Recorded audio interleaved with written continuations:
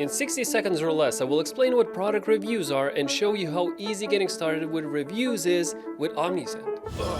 Product reviews let customers share their experiences, and with Omnisend you can easily collect and manage them in your account. But I must mention that this feature is currently exclusive to Shopify-based stores. Reviews are gold for your business. They build trust, boost conversions, and help you stand out from competitors. Shoppers trust other shoppers, so much so that having only one review can boost your sales up to 10%. So here's how you can start. First, let's head to the Reviews tab and let's click on Get Started, and we'll be taken through a guide. Here we're asked to add a reviews widget to our product pages. It will automatically add it to the bottom of the page, but you can change its position. Once you're happy, click Save and let's proceed. Next, you'll have to add the star rating widget.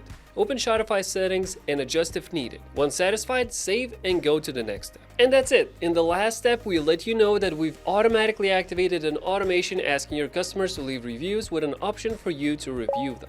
And that's it. Simple, effective, and powerful.